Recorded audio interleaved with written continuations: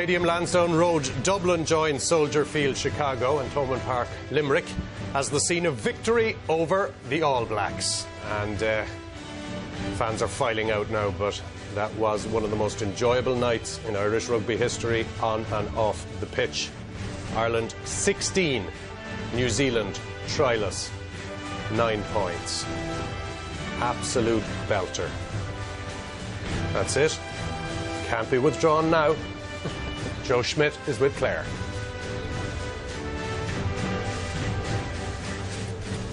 We go down to pitch side and we'll see if Claire has Joe rather.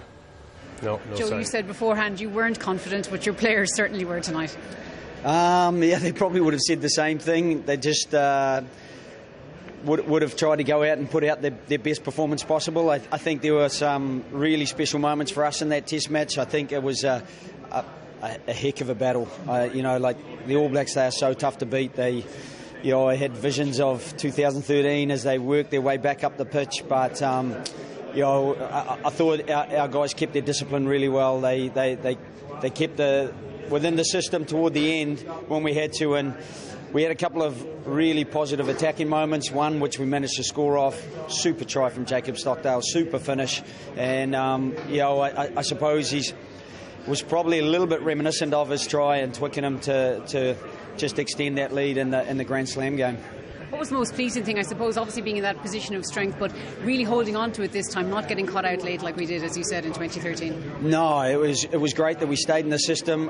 I felt maybe we could have kept the ball at the end, but it wasn't a bad thing to keep it nice and close to the touchline and try to just keep them pinned down in their own 22. A little bit of a tough penalty, and then suddenly they did get access to our half, and we had to fight really hard at the end.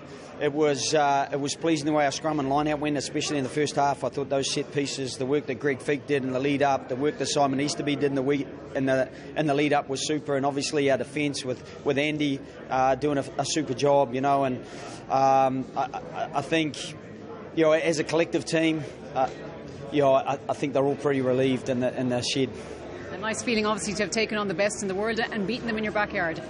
Yeah, it's one window on one day, but we'll take it, and we're lucky, to have had the opportunity on the back of probably what was a real test for them last week. They've had to come over here.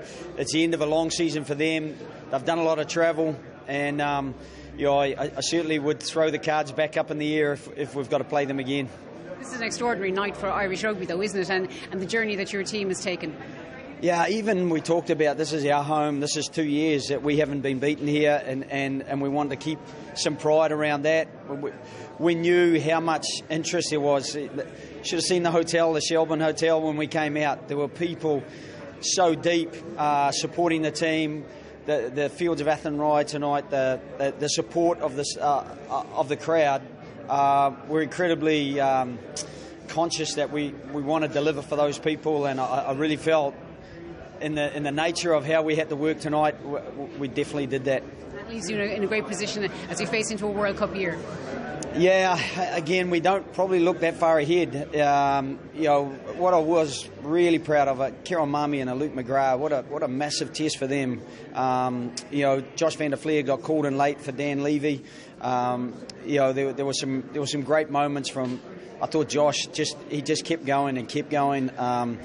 But it is hard to pull someone out amongst that group because, I thought it was a really meritorious effort.